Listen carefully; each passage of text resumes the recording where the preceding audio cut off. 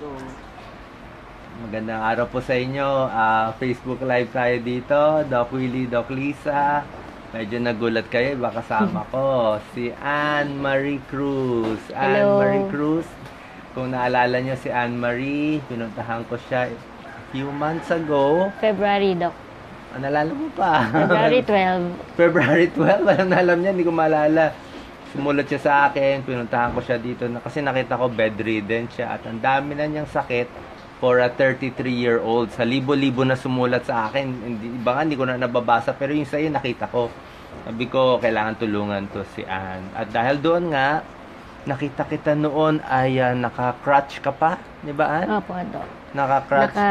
Naka-semento, Doctor. Naka-semento yung paa mo. Hanggang dito po sa may Oo. puwetan Tapos ng hindi semento po. tapos hindi ka nakakaupo, nakahiga ka na lang ng ilang Yes, buwan, tapos Taon, ilang taon ka nakahiga?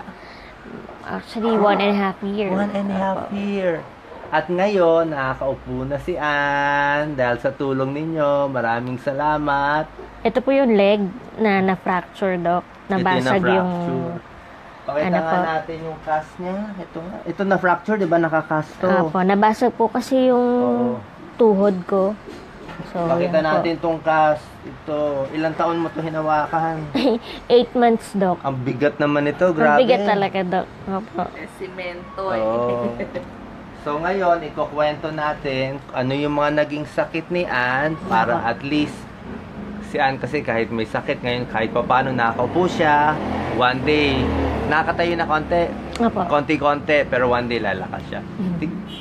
At 33 years old, ito yung mga sakit ni Anne. Nagkaroon siya ng thyroid problem. Yes, Baka Doc. kayo sa mga nakikinig sa ating mga followers sa abroad, magbantay po kayo ng hypothyroid. Hyperthyroid, delikado, pero Yes. hypothyroid, matindi rin siya. At may diabetes din sa Yes, batang Doc. edad, kidney stones, at katarata. Cataract, yes, Doc. Isa-isahin natin para matulungan natin kababayan natin. Ano tong hypothyroid? Kasi si Anne ay nag-work sa GlaxoSmithKline po. nag-work ka sa isang pharmaceutical kaya medyo alam mo rin tong medical na. Apo. Yes, Anne. Ano ba tong hypothyroid? Sa research mo bago explain ko. Sa research ko daw, ang hypothyroid, yun po yung kakulangan sa paglabas ng hormone sa katawan ng tao. Yes. So, bumabagal yung function Ng buong katawan. buong katawan. So, maraming sakit na pwedeng mag-trigger pag may hypothyroid po. Yes. So, ang nararamdaman ko po bilang may hypothyroid po is yung fatigue o pagkapagod po. Oo nga. Parang konting galaw ko lang, pagod na ako. Oo. Kumpara sa normal na tao, Doc. Hindi mo naisip na thyroid na yun noon. Hindi po, Doc. Parang parang sa haba nung trabaho ko, akala ko lang pagod lang ako sa trabaho. Ganun po. So yan ang symptoms sa hypothyroid kasi ang trabaho ng thyroid gland ay nagbibigay parang accelerator yan ng kotse eh. Pag hyperthyroid, mabilis ka. Pag hypothyroid, mabagal, regla, magloloko. Yes, Doc. Pag lumalala, may arthritis, Joint pag pains. joint pains, sa Yan puso, tinatamaan, pati blood Yes. pressure, Yes, bumabagsak kung malala na. Pag ako, hypotension sa kaso ko. Oo. Yun po. Pero medyo late na yun eh, pag bagsak na yung blood pressure. Para matagal ka ng hypothyroid mo. Opo. Ganun, Doc. Tapos, So yun naramdaman mo, nangihina. nangihina, tawag dito, yung namamaga yung, nagsuswell yung mukha ko, Doc. Yes. Actually, akala ko tumaba ako. Yung pala namamaga yung pisngi ko. Nagbabulge yung eyes. Yan. Yung buhok. Yung buhok, nagiging brittle, tsaka yung Brittle, nails. oo. Kahit naka-conditioner ako, Doc, ang tigas ng buhok ko. Yun yung napapansin ko. Ang hypothyroid daw kasi, ang hirap daw mahuli niyan ng sakit na yan. Kasi nga, dahan-dahan eh. Humihina yun. Kailangan mo pa i-test, di ba? Bago Yes, Doc. May mga lab test po siya yung T3, T4, and TSH. Kung yun ang po yung tinest mo nung maaga, hindi sana tayo umabot ng ganito. Opo, Doc. Oo. Tapos, Kasi- yung ibang symptoms mo, ano pa, sa regla, nagbago? At 4 years na po ako hindi nare-regla. So, ang tawag po doon, amenorrhea. Early menopausal po. At my early age, di na ako nare-regla. Kaya ang buto, Ang buto ko naman po Yes. is another, ano rin po, Mm-mm. complication yun. Osteoporotic po. So, nagiging brittle din yung bones ko, marupok. Yun po, numinipis. Yun din po yung sabi ng ortho doctor sa akin. Oo. Kaya sa mga nakikinig sa atin, kung meron kayong ganitong symptoms ni Ann, di ba? Yung, mainly, ano dun yung talagang naramdaman mo? Yung fatigue? Fatigue, Doc. Oo, kung meron kayong ganitong naramdaman, magpapacheck kayo ng T3, T4, TSH. May kamahalan lang, siguro Yes, mga Doc. 700 pesos or To 1,000. 1,000, opo. Pero pag tinest nyo yun, malalaman nyo kung kulang at mabilis lang sana para hindi umabot sa ganito. Yes, Doc. At meron din daw depression sa Oo, hypothyroid. Parang ano? Tawag dito, Doc. Yung mabilis ako malungkot. Pakita Minsan- natin itong bahay din yan. Oo. Sige, oh. Mabilis ka malungkot. Mabilis akong malungkot, pabago-bago, mood swing. Yun yung tawag. So, mamaya masaya ako, mamaya hindi. Hindi mo alam kung bakit. Oo, Dok. Hindi, Yung, walang saka yung nakaisip anxiety, na, Dok. may Sobra ako anxiety. mag-isip. Ganun, Dok. Hindi ko makontrol yung iniisip ko. So, hypothyroid lang pala siya. Oo. Opo, Dok. So, ano kaya mapapayo mo sa kanila na posibleng may hypothyroid din? Actually, maraming may hypothyroid dapat. Yes, Dok. Actually, may group na nga sa Facebook. Ah, may group na. Hypothyroid, hyperthyroidism. Hello po sa mga kagrupo ko. Yan. Nagkakaroon kami ng sharing kasi. Mhm. Kung ano yung mga experiences ng bawat isa. So, sa mga nakikinig sa atin, nakikita tayo here and abroad ng libo-libong mga followers natin ni Doc Liz. Ano payo nyo na baka hypothyroid sila at na magpa-check sila? Sabihin ko lang, Doc, no, ang stress po na nararamdaman ng may hypothyroid and hyperthyroidism, doble or mas triple pa sa stress na nararamdaman ng isang normal na tao. So, pag may mga nararamdaman, better na magpa-check agad sa doctor. Prevention is better than cure. Tandaan po natin yan. Siguro, sasabihin nyo, ganun din ako dati, parang ang mahal magpa-laboratory eh. Oo nga, sayang pera. Pero ngayon, hindi ako nagpa-laboratory ngayon. So, naging late na. So, mas mahal yung gastos. Di ba po? So, yun. Pagka may nararamdaman, pa-check agad tayo sa doctor. Oo. Huwag tayo mag-self-medicate. Yun din po. Yes, tsaka minsan di lumalaki. Hindi talaga Opo. lumalaki. Tinatanong ako kung Lumalaki. nahihirapan ka ba lumunok? Minsan, opo. So, yun din po yung project namin na baka kailangan pong ipa-test or tignan, silipin yung thyroid ko. Tsaka yung boses ko, napansin niyo po, Yes, horse. pagkapagal nga. ng boses. Lahat ng symptoms ng classic na hypothyroidism. Oh, ganun din ako noon pag nag-aaral ako bilang doktor para ma-memorize mo yung sakit lahat. Mas maganda may makita kang patient na ganun. Makita Apo. mo lahat. Kaya lang, ngayon na nga, lahat ng complications nakuha naman ni Anne. So, hypothyroid, ang pag-test, T3, T4, TSH, ang gamutan, napakadali lang. Yes, Doc. Oo. Ang gamot ko po, sa case ko po, ang Oo. gamot ko po, levothyroxine, half tablet, Doc. Every 50 morning yon 50 before microgram, 25. 25. 25 ka lang. Apo. O, pwede ka na sa 25. Tapos, maliit ka lang. bago yun kumain, Doc, kailangan walang laman yung tiyan. Yes. Para yun muna yung unang ma-absorb. Para ma-absorb ng katawan. Oo, Ang tama. levothyroxine or L-troxine, yung brand o iba pang brand Yes, yun. Doc. Depende po sa prescription ng endocrinologist nila. Oo. Pero bawal nyo inumin yung levothyroxine kung di pa kayo nagpapacheck ng thyroid. Mamaya, di naman kayo hypothyroid. Masama rin masobrahan nun. Di ba? Opo, Doc. Pwede ma-heart attack. Kasi yun, pang mabagal lang, pinapabilis. Kung mabilis ka na. Lalong bibilis. Oo, Oo. lalong bibilis. Kailangan may prescription, Yes. syempre. So, tandaan nyo, hypothyroidism, kung meron kayong ganyan sintomas. At yun na nga yung naging complication sa'yo, no? Medyo, pati yung nerves, tinamaan. Nerve damage, Doc. Kasi nagkaroon ako ng peripheral neuropathy. Oh, hindi natin alam kung galing sa thyroid to o galing sa diabetes. Yes, Doc. Actually, pwede rin kasi sa thyroid eh. May Oo. mga ganun ding symptoms ang hypothyroid. Ang paa mo, Ann, kwento mo nga, sabi mo wala kang pakiramdam talaga dito? Sa paa ko po. Oo. Apo. Eto, Malaki Doc. Itong dalawa, wala kang nararamdaman?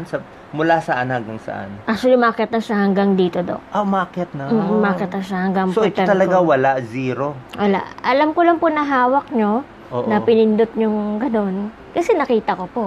Oo. Pero kung nakapikit ako, hindi ko alam kung saan dyan parte ang hinawakan niya. Kaya delikado to. Like ito, napaso, di ba? Napaaso siya, Dok. Ito yung sugat.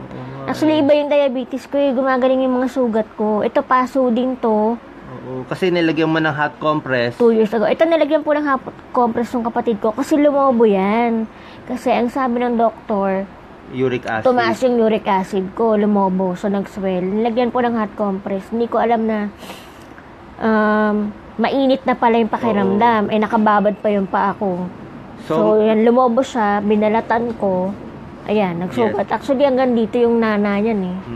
So, ang tip natin sa mga may, Doc Lisa, ang tip natin sa mga may diabetes, sa mga may stroke, ingat kayo. Lalo na mga may diabetes, di ba, Opo. manhid yung pa. Ingat kayo sa paglalagay ng hot compress kasi walang pakiramdam. Like yung kay Ann nga, babantayan mo lagi yung paa mo, mamaya naiipit na. Oo, correct. Kailangan mapigilan natin yung pag-akyat. So, makontrol yung thyroid. That's one na naturo namin sa inyo. Second, punta na tayo dun sa diabetes. Ba't ka naman 33 years old, may diabetes na? Ano nangyari doon? Yung diabetes ko po, type 1. So, type 1. Type 1 ka? Yes, Hindi ka Doc. type 2? Hindi po. Type 1 ako. So, Oo. insulin dependent na ako. Dalawa Parang- yung insulin ko, Apidra and Lantus. Ilan taong ka nagka-diabetes? 22 po. Gestational diabetes po. Ibig sabihin sabi ng po doktor mo, nun- type 1 daw. Apo. Mm-mm. Ibig sabihin po ng gestational diabetes mellitus habang nakabubuntis po ako. So, doon ko siya nakuha. Actually, nung nilabas ko nga po yung anak ko, si Clive, Oo. after 3 days, nakita ko naninilaw yung anak ko, naninilaw yung mata. So, dun sa mga mommies na bagong panganak, check niyo po yung sugar nyo. Habang Yung- nagbubuntis, check na yung sugar. Dapat, Doc. Actually, may mga pregnant women din na nag-i-insulin while they are pregnant po. So, yun. Si Clyde, nakita ko na naninilaw siya. Pina-check namin sa pedia. Ang sabi po, merong infection sa dugo. So, yun. Buti na lang po na dala ng antibiotics. Pero anyway, kasi, yun nga, na-acquire ko yung diabetes ko habang buntis ako. So, until now, yun. Yung Diabetic gestational pa rin ako. diabetes mo, yung diabetes mo, dahil ba ito namana mo sa magulang? Dahil sa kinakain mo, matatamis, o walang connection sa experience? Meron din po. Actually, sinabi po ng doktor sa akin na GDM daw po yung Oo, akin. yes. Tapos, 2009, dun lumabas. Dun bumagsak yung katawan ko doon. Ang unang complication ko, Sa diabetes. lungs. Ano nangyari sa lung? Nabutas siya. Ang nangyari, anong tawag Bakit doon, nabutas? Dok? Pneumothorax. Hindi Hindi. eh.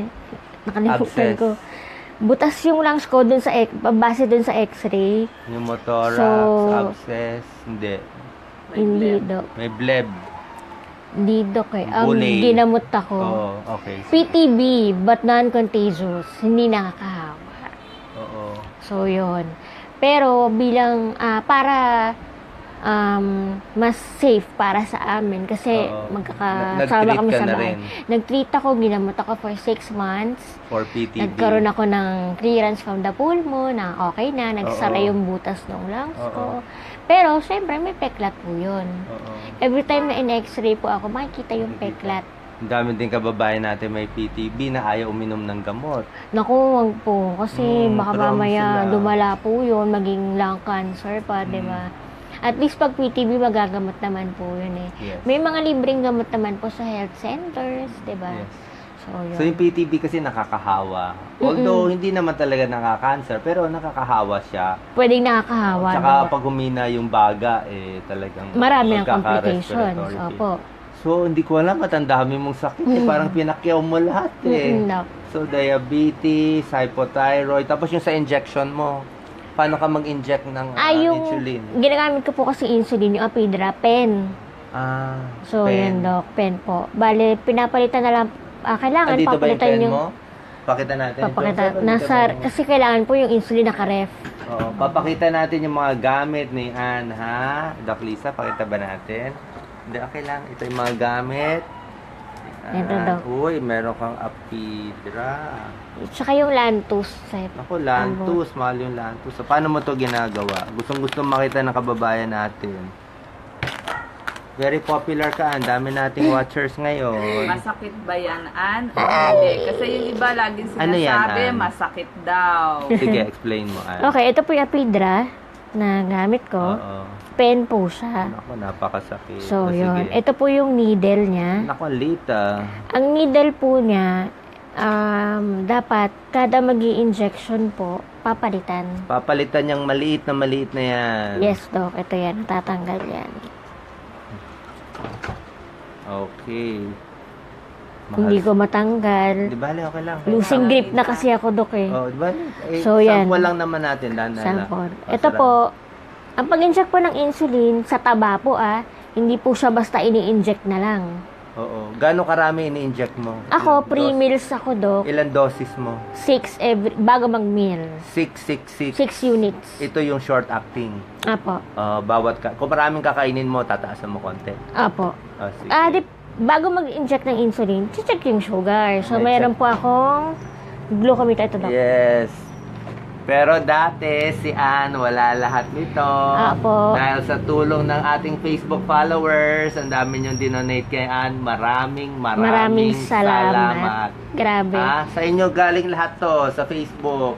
Opo, dati kasi, Yan, Facebook.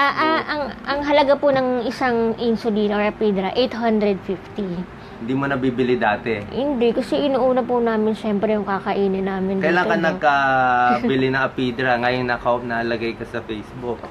Opo, nung marami na pong nag-donate, Nag-donate. ayun, inuna po namin bilhin yung mga medical supplies, Oo medical nga. needs ko. Unang-una Apidra kasi, insulins kasi ito Ibig talaga yung sabihin, hindi ka kailangan. nakaka-Apidra bago kita dinalaw? Nakaka-Apidra, Doc, pero minsan lang, hindi po yung... So, yung dosis mo pa ang daming kababayan natin. Ako, ito talaga problema ng bayan natin. Ito talaga problema. Ang dami kong pasyente medical mission, walang pambili ng insulin. Kaya kailangan 1,000, 2,000. Kailangan kami maglalabas. Kasi may mga sakit ng diabetes, yung malala na or yung type 1, hindi na kaya ng mga metformin, Yes, glycoside. Doc. Hindi Tulad- na kakayanin. Kailangan nyo ganito. Tulad ako, Doc, Life-saving hindi na tinatanggap ng katawan ko yung metformin. Ayaw na. Ito Hindi na na kailangan. po. Kaya insulin dependent na po ako. Yeah. So, yan po yung Apidra. Magkano nga to? 850 po. Ilang araw lang to gagamitin? 1 month? Depende po yun sa sa dosage, Okay. sa unit. Ako po, 15 days. Yes. Tapos ito pa maibang gamit mo. Yan po yung Lantus, Doc. Ina-aspirate po yan. Ito long acting. Long acting po yan. During Magagandang klase bedtime. na itong mga gamot mo ngayon, ha? Opo, yan po yung Lantus. So, So, kinukuha po namin yan. Long acting to, di ba? Ilang units ka nito? 10 units po. 10 Before units. bedtime. So, Opo. mga low dose ka pa lang naman. Kukunin mo dito, i-inject Ito mo. po yan kukunin. Parang Oo. yan po. Hahatakin po nito. Oo. Masakit ba? Hindi, Dok, kasi sa taba naman po siya ini-inject. Saan mo So, nilalagay? Sa braso? Pwedeng sa pwedeng sa, dito po, sa braso Oo, ko. sige. Pwede rin po sa hita. Basta kung saan po merong taba. Ano masasabi mo sa mga kababayan natin dyan? Mataas ang blood sugar pero ayaw mag-inject.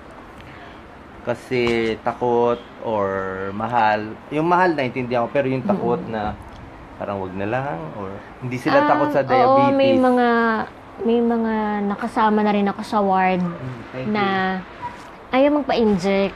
Kasi natatakot sila. Actually, kunan nga lang ng blood sugar. Ayaw na nila. Mamatay na lang ng ganun, di ba? Hmm. Masarap mabuhay, Dok,